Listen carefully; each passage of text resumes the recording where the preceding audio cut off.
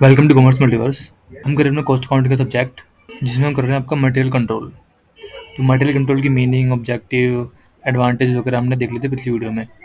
अब इसमें हम करेंगे अपना परचेजिंग ऑफ मटेरियल, है ना। तो परचेजिंग ऑफ मटेरियल के सिंपल मतलब क्या होगा कि जो मटेरियल हमें रिक्वायर्ड है उसे हम परचेज करेंगे, तो उससे रिलेटेड जितने भी प्रोसीजर क्या होता है, सारा स्टेप्स क्या इन्वॉल्व होते हैं परचेजिंग के अंदर, वो हम देखेंगे। ठीक है। तो purchasing of material is a critical function in any organisation. तो ये जो फंक्शन होता है काफ़ी क्रिटिकल होता है ना। आपको सारे स्टेप काफ़ी सोच समझ के लेने होते हैं अपने। ठीक।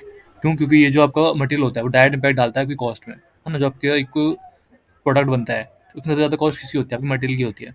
उसकी क्वालिटी, है ना, availability of material of for production, ये सारी चीज़ें हम देखते हैं इसके अंदर आपका। ठीक है। तो हम देखते हैं कि क्या स्टेप आपके इन्वॉल्व होते हैं इसके अंदर। तो चलो देख लेते हैं कि इसके दो सिस्टम होता है आपके परचेजिंग के। एक आपको होता है सेंट्रलाइज परचेजिंग, एक आपको होती है डिसेंट्रलाइज परचेजिंग। तो सेंट्रलाइज परचेजिंग का मतलब क्या होगा कि एक सेंटर अथॉरिटी होगी जो सारा परचेजिंग का काम आपको देखती है। ठीक है। डिसेंट्रलाइजिंग का मतलब क्या हो गया कि जो आपका परचेजिंग है वो क्या कर रहे हैं, जो अपने सेपरेट सेपरेट डिपार्टमेंट है वो अपनी परचेजिंग खुद देख रहे हैं, है ना। उनको जो भी जिस भी मटेरियल की जरूरत है वो खुद अपना परचेज कर रहे हैं। तो वो हो गया डिसेंट्रलाइज परचेजिंग। ठीक है। तो सेंट्रलाइज परचेजिंग का मतलब क्या हो गया, जहाँ पर एक परचेज अथॉरिटी हमने क्या हुई है, दी हुई है किसको, एक कॉन्सेंट्रेटेड सिंगल डिपार्टमेंट को। ठीक है। सिंगल डिपार्टमेंट को हमने वो अथॉरिटी आपकी दी हुई है। ठीक है। ऑर्गेनाइजेशन के अंदर कोई इंडिविजुअल भी हो सकता है। ठीक। एडवांटेजेस की बात करें अगर हम आपकी, पहला आपका आता है कॉस्ट सेविंग। तो अगर आपकी ऑर्गेनाइजेशन के अंदर एक सेंट्रल परचेजिंग सिस्टम है तो वो काफ़ी आपको इकोनॉमिक ऑफ स्केल दे सकती है और काफ़ी ज़्यादा कॉस्ट सेविंग आपकी हो सकती है। क्यों? क्योंकि आप बल्क में परचेजिंग करेंगे, तो जब जब बल्क में परचेजिंग करेंगे तो आप एक अच्छी खासी नेगोशिएशन कर पाएंगे सप्लायर के साथ। तो हो सकता है वो आपको अच्छा खासा एक डिस्काउंट भी प्रोवाइड कर दे, है ना, क्योंकि बल्क में अपना परचेजिंग कर रहे हैं इसलिए। सेकंड स्टैंडर्डाइजेशन होती है आपकी। तो it allows for the standardisation of process. जो आपका प्रोसेस होता है पूरा, उसको एक स्टैंडर्डाइज सिस्टम आपको प्रोवाइड करवाती है ना। स्टैंडर्डाइजेशन का मतलब क्या हो गया, जो भी मटेरियल मुझे चाहिए, है ना, वो एक रिसेट क्वालिटी की होनी चाहिए। तो ये सारी क्वालिटी कंट्रोल वगैरह मैं अपना देख सकता हूँ, है ना। एक स्टैंडर्डाइजेशन प्रोसेस रहेगा आपका। ठीक है। फिर आपका आता है कंट्रोल। तो अगर आपकी ऑर्गेनाइजेशन के अंदर सेंट्रल परचेजिंग सिस्टम है तो आप काफ़ी ज़्यादा आपका क्या रहता है, कंट्रोल रहता है ना, पूरा जो परचेजिंग एक्टिविटीज है उसके ऊपर। क्योंकि तो आपको क्या है कि जितने भी डिपार्टमेंट उनको जो भी चाहिए, ठीक है, वो आपके पास आ रहे हैं। तो सारी पॉलिसीज वगैरह आप देख रहे हैं, अच्छा, जो भी आपके प्रोसेस होगा आप उसे कंट्रोल कर रहे हैं। अगर सेंट्रल परचेजिंग सिस्टम है तो आपका जो सप्लायर है और उसके साथ आपका रिलेशन काफ़ी अच्छा रहता है ना, क्योंकि आप बार बार उससे परचेज कर रहे हैं सेम सप्लायर से और बल्क में परचेज कर रहे हैं, तो एक अच्छा आपको उसके साथ क्या होता है, काफ़ी अच्छा एक रिलेशनशिप बन जाता है उसके साथ। और हो सकता है वो आपको क्या करे, अच्छे ऑफर आपको प्रोवाइड करे। एक्सपर्टीज आपके पास रहती है ना, क्योंकि सेंट्रलाइज परचेजिंग पावर है तो आपको एक एक्सपीरियंस होता है ना। आप बार बार आपको एक्सपीरियंस है, एक अच्छी क्वालिटी आप चेक कर सकते हैं ना, अच्छी तरीके से अच्छा मटेरियल, आप काफ़ी अच्छा मटेरियल मार्केट के अंदर आप चूज़ कर सकते हैं। ठीक है। तो सेंट्रल सिस्टम है तो उसके पास काफ़ी एक्सपर्टीज है, क्योंकि वो उस चीज़ में स्पेशलाइजेशन है उसका। डिसएडवांटेज की अगर हम बात करें तो पहला डिसएडवांटेज क्या होता है आपका, लैक ऑफ फ्लेक्सिबिलिटी। कि जो आपका सेंट्रलाइज परचेजिंग सिस्टम है वो लैक्स फ्लेक्सिबल होता है। ठीक है। क्यों? तो मार्केट के अंदर जो भी कंडीशन चेंजेस हो रही है वो उसके साथ चेंज नहीं होता आपका। ठीक है। उन्हें आपकी जो भी आपकी पॉलिसीज है, प्रोसीजर्स है, वो पूरे फॉलो करने होते हैं, है ना। वैसे नहीं कि अभी किसी मटेरियल का प्राइस कम है तो जाके अभी खरीद लेंगे मटेरियल मार्केट से। वो जब तक नहीं कर सकते जब तक आपको आपके पास कोई रिक्वायरमेंट ना आए। ठीक है। जब तक अदर डिपार्टमेंट आपको परचेजिंग के लिए नहीं बोलते, जब तक आप परचेज नहीं करते। वहीं अगर आपका डिसेंट्रलाइजेशन होती है तुमको जब जब जरूरत होती है आपकी मटेरियल को, जब परचेज कर सकते हैं बिना किसी सेंट्रल अथॉरिटी से पूछे हुए, तो वो ज़्यादा फ्लेक्सिबल होता है। इसकी ये कम फ्लेक्सिबल होती है आपकी। कम्युनिकेशन इशू होती है आपकी काफ़ी ज़्यादा, है ना। ये हो सकता है जैसे जो आपकी सेंट्रल परचेजिंग सिस्टम है उसका और अदर अदर डिपार्टमेंट का लोकेशन काफ़ी अलग अलग हो, है ना। मतलब काफ़ी टाइम हो सकता है, उनकी लोकेशन अलग है, आपकी लोकेशन अलग है। तो एक आपका कम्युनिकेशन में काफ़ी ज़्यादा इशू आ सकती है, जिससे हो सकता है कुछ आपको मिसलीडिंग आपको इन्फॉर्मेशन मिल सकती है। फिर डिले हो सकती है आपका डिसीजन मेकिंग में। ठीक है। कि पहले वो आपके पास आएंगे, वो आपको बताएंगे कि अपनी ये रिक्वायरमेंट है आपकी मटेरियल की, फिर आप जाएंगे उसे परचेज करने के लिए, तो हो सकता है इससे कि प्रोडक्शन में डिले आ जाए। ठीक है। तो डिसीजन मेकिंग में भी डिले आ सकती है अगर सेंट्रलाइज सिस्टम है तो आपका। फिर रिस्क ऑफ बोटल नेकिंग आपकी आ जाती है। ठीक है। बोटल नेकिंग का मतलब क्या हो गया कि जो आप परचेजिंग कर रहे हैं उसमें आपको काफ़ी ज़्यादा एरर आ सकते हैं। तो काफ़ी ज़्यादा अगर हाइप आपके पास परचेज आ रही है, काफ़ी सारे डिपार्टमेंट आपके पास, वो सारे अपनी अपनी रिक्वायरमेंट लेके आ रहे हैं, तो कुछ आपसे ह्यूमन एरर हो सकता है, कुछ गलतियाँ आपसे हो सकती है ना। डिसेंट्रलाइज सिस्टम का मतलब सिंपल सा क्या हो गया, जो भी डिपार्टमेंट है, सेपरेट सेपरेट डिपार्टमेंट, वो अपनी रिक्वायरमेंट के हिसाब से खुद आपको परचेज कर रहा है। ठीक है। वो किसी सेंट्रल अथॉरिटी के पास नहीं आ रहा अपना रिक्वायरमेंट को लेकर। जब उसको जरूरत होगी वो जब जाके अपना मार्केट से अपनी जो सप्लाई है उसको खरीद सकता है, मटेरियल को अपना परचेज कर सकता है। ठीक है। यानी हर हर डिपार्टमेंट अपना खुद का मटेरियल परचेज कर रहा है यहाँ पे। एडवांटेजेस की अगर बात करें इसकी, तो आपको इसमें रिस्पॉन्सिवनेस काफ़ी होती है। जो डिजिटल सिस्टम होता है आपका, वो आपको अलाउ करता है कि आप क्विकर एक डिसीजन ले सकते हैं। ठीक है। क्योंकि आपकी जो लोकल नीड्स है, वो आपके जो भी मार्केट के अंदर चेंजेस आ रहे हैं, आप सीधे सीधे क्या करते हैं, और जैसे मार्केट में कुछ चेंज हुआ, आपको लगा कि इसके प्राइसेस कम हुए मटेरियल के या बढ़े, आपने वैसे परचेज कर लिया बिना सेंट्रल अथॉरिटी से पूछे हुए, है ना। ऑटोनॉमी काफ़ी होती है आपकी। ठीक है। Departmental location have more autonomy in the making purchasing decision which lead to greater satisfaction and efficiency. ठीक है। आप डिपेंडेंट नहीं है सेंट्रल अथॉरिटी के ऊपर। ठीक है। तो काफ़ी ज़्यादा डिले नहीं होगा प्रोडक्शन के अंदर, काफ़ी ज़्यादा आप क्या करेंगे, आपके उनके बीच में ज़्यादा कम्युनिकेशन की जरूरत है नहीं। आपको जब जरूरत है आप जाके मार्केट से मटेरियल ले सकते हैं, जिससे क्या होगा डिसीजन मेकिंग में काफ़ी ज़्यादा हेल्प मिलती है आपको। लोकल नॉलेज होगी आपकी, जो अगर आपका डिसेंट्रलाइज सिस्टम है तो आपके पास एक लोकल नॉलेज होती है, लोकल एक्सपर्टीज होती है। आपकी जो भी एरिया है, जो भी लोकेशन है आपकी, वहाँ की आपको एरिया की सारी नॉलेज है, ठीक है, सारा एक्सपर्टीज है। तो अब अच्छे आपको पता है मार्केट में कहाँ पर मुझे अच्छे तरीके से अच्छे प्राइजेस पर बेटर एक आपका मटेरियल प्रोवाइड हो सकता है। रिड्यूस कम्युनिकेशन इशूज़, ठीक है। अगर डिसेंट्रलाइज सिस्टम है तो कम्युनिकेशन इशूज़ होंगे ही नहीं ना। आपको किसी सेंट्रल अथॉरिटी से कम्युनिकेट ही नहीं करना परचेजिंग के लिए।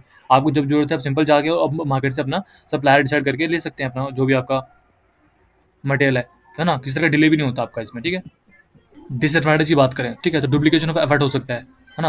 हो सकता है आपने जो मल्टीपल डिपार्टमेंट्स हैं वो सेम तरह के मटेरियल को खरीद लें, ठीक है, मार्केट के अंदर सेम तरह के मटेरियल को वो खरीद सकते हैं, तो डुप्लीकेशन हो सकता है आपका एक इसके अंदर, ठीक है। लैक ऑफ कोऑर्डिनेशन हो सकता है, जो अलग अलग डिपार्टमेंट के बीच में अगर कोऑर्डिनेशन नहीं है, ठीक है, तो इससे क्या होगा, जो स्टैंडर्डाइजेशन आपका परचेजिंग का प्रैक्टिस है वो आपकी एक सही नहीं होगी, ठीक है, वो आपको फॉलो नहीं हो पाएगी, ठीक, which can lead to inefficiencies. उससे आपको क्या हो सकती है, इनएफिशिएंसी पैदा हो सकती है ऑर्गेनाइजेशन के अंदर, ठीक है। और काफ़ी सारी आपकी जो कॉस्ट सेविंग की अपॉर्चुनिटीज़ थी वो आपके हाथ से जा सकती है। Risk of non compliance without central oversight, अगर एक सेंट्रल अथॉरिटी नहीं है आपके पास तो there is a high risk of non compliance with purchasing policies and procedures. जो भी आपकी परचेजिंग पॉलिसी और प्रोसीजर थी, हो सकता है आप उनको फॉलो ना करो, क्योंकि हर डिपार्टमेंट के पास परचेजिंग की अथॉरिटी है, ठीक है, वो जब चाहे जैसे चाहे खरीद रहा है आपका, जब मर्जी, ना तो आपका रीऑर्डर लेवल आपका मेंटेन कर रहा है, ना इकोनॉमिक ऑर्डर आपका मेंटेन कर रहा है ना। लिमिटेड बार्गेनिंग पावर आपके पास होती है, क्योंकि आप बल्क में ऑर्डर अपना परचेज नहीं कर रहे हैं, काफ़ी स्मॉल स्मॉल परचेज आपका होता है, तो क्योंकि स्मॉल परचेज हो रही है तो आपको किसी तरह की बार्गेनिंग नहीं मिलती, किसी तरह का ऑफर नहीं देता आपको सप्लायर, है ना, क्योंकि आप काफ़ी कम वॉल्यूम में आप परचेज कर रहे होते हैं इसलिए। अब अगर मैं स्टेप्स की बात करूँ कि परचेजिंग में क्या क्या स्टेप आपके हैं, है ना, तो पहला आपका आता है इसमें स्टेप, वो होता है आपका परचेज रिक्विजिशन, है ना। तो परचेज रिक्विजिशन का सिंपल सा क्या मतलब हो गया, जो भी एक डिपार्टमेंट होगा, एग्जाम्पल के लिए एक डिपार्टमेंट है, तो उससे जो भी मटेरियल चाहिए, जो भी मटेरियल उसको रिक्वायर्ड है, वो क्या करेगा, उसे एक डॉक्यूमेंट में लिख के लाता है, ठीक है। एक डॉक्यूमेंट होता है जिसके अंदर सारी वो चीज़ें लिखी होती हैं जो मटेरियल उसको चाहिए, मतलब जो भी मटेरियल उसको चाहिए वो उसके अंदर लिखा होता है। तो वो एक तरह का रिक्वेस्ट होता है, ठीक है, वो भी जो भी आपका परचेज डिपार्टमेंट होगा उसके पास वो जाएगा, ठीक। तो जो आपका परचेज रिक्विजिशन होता है वो प्रिपेयर होता है आपका when stock is reduce to reorder level, ठीक है। रीऑर्डर लेवल वो लेवल होता है जहाँ पर हमें अपना परचेजिंग दोबारा से करनी होती है, फिल करनी होती है, ठीक है। हम एक लेवल सेट कर देते हैं कि इस लेवल के पास आने के बाद हमें अपनी परचेजिंग फिर से करनी है मटेरियल्स की, ठीक है। तो जब हम इस लेवल पे पहुंच जाते हैं, जब आपका ये रिक्विजिशन बनाया जाता है, ठीक है। Purchase requisition are generally prepared in triplicate, ये आपको ट्रिप्लिकेट में बनाया जाता है। ट्रिप्लिकेट का मतलब क्या होगा, इसकी 3 कॉपीज होंगी, ठीक है। पहली कॉपी जो भी आपका इनिशियल डिपार्टमेंट था, मतलब जो जिन्होंने भी इनिशिएट किया है आपका, जिन्होंने आपका परचेज रिक्वेजिशन दिया है, जिनको जरूरत है मटेरियल की, एक कॉपी उनके पास जाती है। एक आपकी जाएगी जो आपका परचेजिंग डिपार्टमेंट है उनके पास जाएगी, और एक कॉपी जाती है आपकी कॉस्ट अकाउंट डिपार्टमेंट के पास। अब ये आपके पास एक फॉर्मेट है आपका परचेजिंग रिक्वेजिशन का, ठीक है। सिंपल से इसमें क्या होता है, फॉर्मेट में आपका डेट होती है, ठीक है। आपको जो भी परचेज रिक्वेजिशन एक नंबर होता है आपका, है ना, क्योंकि जो आप डॉक्यूमेंट बना रहे हैं उसको एक नंबर होगा, वो नंबर यहाँ फिल किया जाता है, और पोस्ट एंटर नंबर आपका, ठीक है। तो इसके अंदर क्या क्या होता है आपका सीरियल नंबर्स, ठीक है, वो तो सिंपल आपका सीरियल नंबर। कोड नंबर आपका मटेरियल का कोई कोड होता है ना, हम पढ़ेंगे इसमें आगे, जो मटेरियल का हम कोडिफिकेशन और क्लासिफिकेशन पढ़ेंगे। कोडिफिकेशन सिंपल से क्या होता है, मटेरियल का एक कोड कुछ होता है आपका, हर मटेरियल का वो कोड, डिस्क्रिप्शन को उस मटेरियल की, ठीक है, क्वांटिटी और रिमार्क्स आपके, ठीक है। उसके बाद रिक्वेस्ट किसने की, वो उनका नाम, आपका डिपार्टमेंट का नाम, ठीक है। चेक बाय ना अप्रूव बाय, कि कौन अप्रूव कर रहा है इस मटेरियल के रिक्वेजिशन को, ठीक है, सारी चीज़ें आपकी आती हैं। फिर सेकंड स्टेप इसमें आता है आपको सिलेक्टिंग ऑफ सप्लायर, ठीक है। क्या हमें क्या करना है, और एक सप्लायर को सिलेक्ट करना है आपको कि एक बेस्ट सप्लायर कौन है जो एक हमको बेस्ट मटेरियल आपको प्रोवाइड कर सकता है, ठीक है।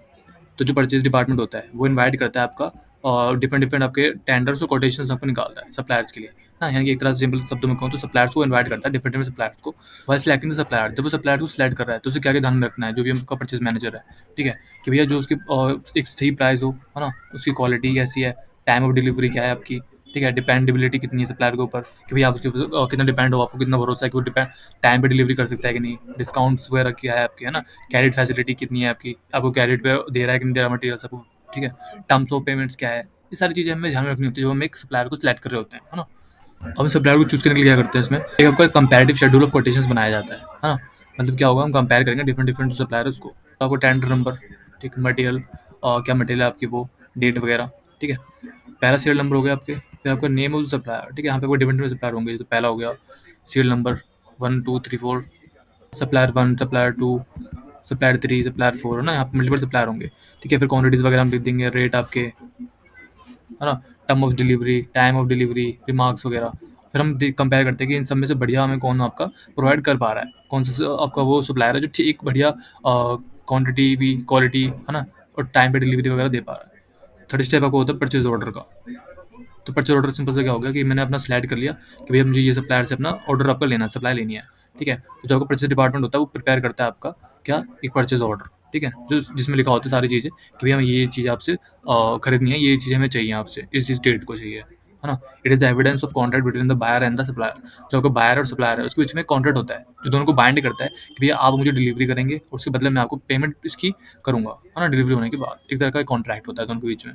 तो ये आपको फॉर्मेट होता है परचेज़ ऑर्डर का, ठीक है? सिंपल डेट आपकी, फिर हम क्या कर रहे हैं टू करके मतलब एक तरह से उनको वो कर रहे हैं, अप्लाई कर रहे हैं। तो name of the address supplier, supplier का नाम, उसका एड्रेस वगैरह, फिर रिक्वेजिशन नंबर, ठीक है? जिसके अगेंस्ट आपने ये परचेजिंग हो रही है वो, ठीक है? उसके बाद आपके आइटम नंबर्स, क्या आइटम नंबर है आपके वो, उनका डिस्क्रिप्शन, जो आइटम उनके बारे में आप थोड़ी सी इन्फॉर्मेशन, फिर क्वांटिटी, कितनी क्वांटिटी में खरीद रहे हैं वो, कोड नंबर उनका क्या है, प्राइस क्या है, फिर टोटल और फिर रीमैक आपका, ठीक है? सिंपल सा फॉर्मेट है, ये फॉर्मेट आपका होता है परचेज ऑर्डर का, जो हम एक सिंपल सप्लायर को भेजेंगे सप्लाई लेने के लिए, ठीक है? उसके बाद आपकी पैकिंग एंड डिस्पैचिंग इंस्ट्रक्शंस वगैरह, कुछ डिस्काउंट होंगे तो वो, टर्म ऑफ पेमेंट वगैरह होंगे तो यहाँ पे आपकी लिखी होंगी, कंडीशंस कुछ होंगी, वो आपके एक्साइज ड्यूटी टैक्स वगैरह कुछ होंगे, वो सारे यहाँ पे हम आपका मेंशन करेंगे, ठीक है? फिर आपको सिग्नेचर वगैरह, परचेजिंग वगैरह डिपार्टमेंट का, वो सारी चीज़ें यहाँ पे।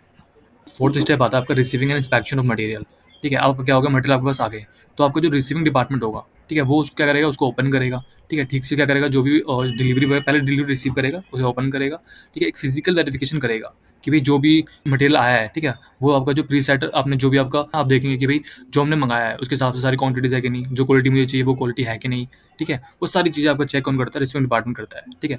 वो क्या करते हैं, आपके जो इंजीनियर्स वगैरह होते हैं, आपके केमिस्ट वगैरह होते हैं, उनको बुलाते हैं, ठीक है? वो आपका उनका चेकिंग वगैरह करवाते हैं पूरी, ठीक है? वेट वगैरह सारी चीज़ें, क्वांटिटीज़ वगैरह वो सारी चेक होती है, ठीक है?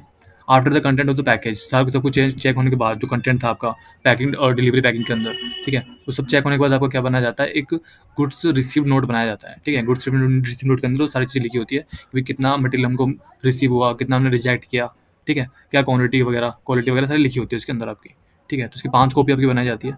पहली कॉपी आपके पास रखी जाती है जो रिसीविंग डिपार्टमेंट होता है वो रखता है, ठीक है? दूसरी कॉपी आपके पास रखती है जो आपका परचेज डिपार्टमेंट है वो, थर्ड कॉपी आपके पास जाती है जिन्होंने परचेज रिक्वेजिशन बनाई थी, है ना? जिस डिपार्टमेंट में मटेरियल की रिक्वायर्ड है वो, फिर एक स्टोर डिपार्टमेंट के पास जाती है, जो स्टोर कीपर होता है उनके पास जाती है, और एक आपकी जाती है अकाउंट डिपार्टमेंट के पास, ठीक है? तो 5 कॉपीज आपकी डिस्ट्रीब्यूट होती है इसकी। ये इसका सिंपल सा फॉर्मेट है आपका, है ना? जो आपका goods receive and inspection note था उसका, ठीक है? सप्लायर का नेम, फिर किसी सप्लायर आपका आया उसका नाम, ठीक है? परचेज ऑर्डर नंबर आपका, ठीक? जीआरएन नंबर आपका यहाँ पे होगा, डेट आपकी होगी, फिर सीरियल नंबर, जो भी मटेरियल है उसके लिए डिस्क्रिप्शन यहाँ पे, ठीक है? उसका कोड नंबर क्या है, कितनी क्वांटिटी आपने रिसीव की है वो, उसमें से कितनी आपने एक्सेप्ट करी वो, और जितनी है उसमें से आपने रिजेक्ट करी है ना? वो आप यहाँ लिखेंगे, है ना? जैसे 10 आया तो आपने 10 रिसीव की, 10 में से 5 आपने क्या करा, 5 को आपने एक्सेप्ट किया और आपने 5 को आपने रिजेक्ट कर दिया, ठीक है? तो इस तरह से चीज़ें आपको लिखनी होती है। यहाँ पे रिमार्क आपका, फिर जो भी आपका स्टोर कीपर होगा वो उसका नेम वगैरह यहाँ पे, ठीक है? किसने इंस्पेक्शन किया उसका नाम, रिसीव किसने किया वो चीज़ें यहाँ पे, ठीक है? स्टोर लेजर में कहाँ पे पोस्टिंग इसकी हो रही है वो सारी चीज़ें यहाँ पे। अब जो लास्ट स्टेप होता है सिंपल से क्या होता है, आपने सब कुछ चेक कर लिया, ठीक है? अब मुझे पेमेंट करना है तो मैं बिल बनाऊंगा, इनवॉइस बनाऊंगा इस चीज़ के लिए, ठीक है? तो invoice is document giving the detail of the good supplied and the amount, कि कितना गुड सप्लाई हुआ था मुझे वो, उसके हिसाब से एक अमाउंट मुझे जो पे करना है उसके लिए, ठीक है? Invoice receive by the purchase department is forward to the account department, ठीक है? जो भी आपका इनवॉइस होगा परचेज डिपार्टमेंट को रिसीव हुआ तो वो क्या परचेज डिपार्टमेंट क्या करेगा, उसको फॉरवर्ड कर देगा अकाउंट डिपार्टमेंट को, ठीक है? जो उसको चेक करेगा, उसकी ऑथेंटिसिटी को चेक करेगा, कोई अकाउंटिंग एरर मतलब जो भी छोटा मोटा कुछ एरर वगैरह होगा तो वो उनको चेक करेंगे, ठीक है? तो जो भी क्वांटिटी थी, प्राइस थी, मेंशन था आपका इनवॉइस के अंदर, ठीक है? वो आपका चेक होगा रिगार्डिंग द गुड्स रिसीव, कि जो गुड्स रिसीव हुए हैं वो और जो आपके इनवॉइस के अंदर जो चीज़ें लिखी हैं क्या वो सही है कि नहीं, वो भी आपकी चेक की जाती है, ठीक है? तो ये आपको पूरा सिंपल क्या था, आपका जो परचेज था, परचेज ऑफ मटेरियल किस तरह से परचेज किया जाता है, क्या क्या स्टेप्स में इन्वॉल्व होते हैं। नेक्स्ट हम देखेंगे अपना स्टोरेज ऑफ मटेरियल, जो कि नेक्स्ट वीडियो में होगा। अब देख लेते हैं। Thank you for watching.